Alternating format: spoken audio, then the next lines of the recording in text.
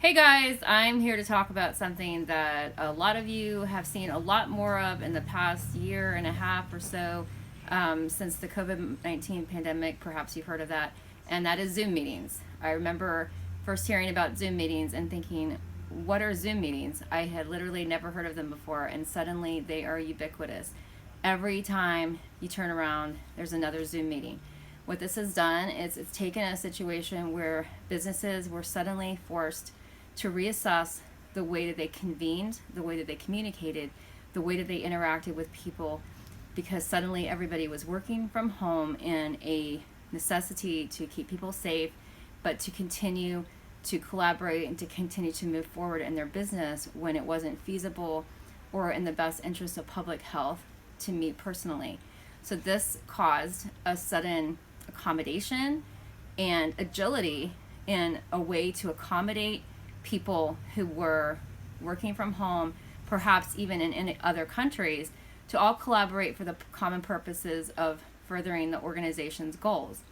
Now, we have another situation in the world which isn't in ways tied in with the global pandemic, which is that we are an increasingly global society. We interact with people from all over the world. We trade with people from all over the world. We're no longer stuck in our isolated and homogenous little corners of the world, which is good and bad, and it creates so many opportunities for sales and business, but it also exposes some weaknesses and some backwards ideologies of ethnocentrism.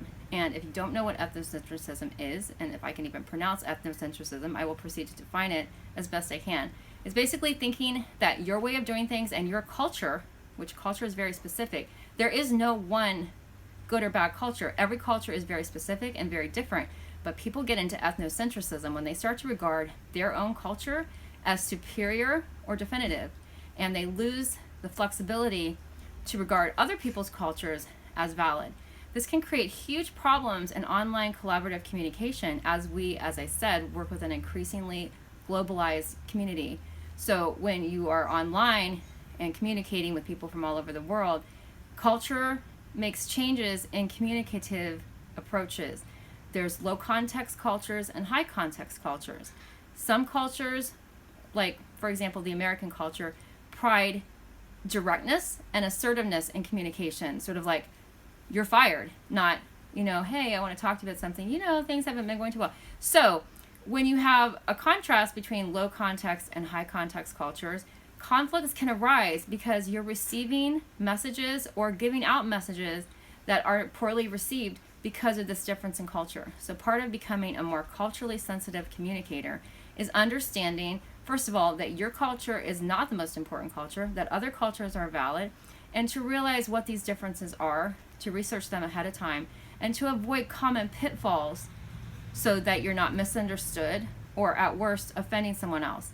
Even not just the words, but the nonverbal communication that you give off, such as hand gestures, can be different among cultures, and things that you do without even realizing it could offend someone. For example, many common hand gestures that we use in the States, like pointing or the peace sign or okay, can have vastly different interpretations around the world. So thinking, hey, in my culture these things are affirmed and people around me do these things, you start to think this is just normal everywhere, and it's not. So have an open mind and educate yourself, and things will go a lot more smoothly. Also avoid unnecessary jargon, because you have to consider your audience, and not everyone is familiar with the same words that you are.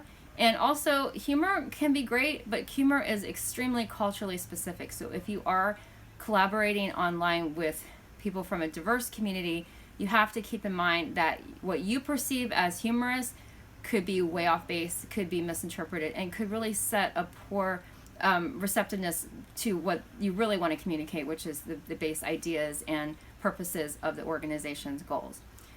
So keeping all these things in mind, technology has allowed us to keep going in the wake of not being able to meet in person, and Zoom meetings have taken on such an important part of the business world these days.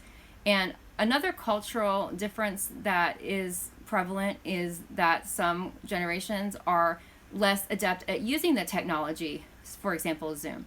And if you have a team member that's maybe not as willing to adapt to those new technologies, instead of excluding them, it's great to say, hey, do you need some help with this? And to work collaboratively, because every member of the team is important.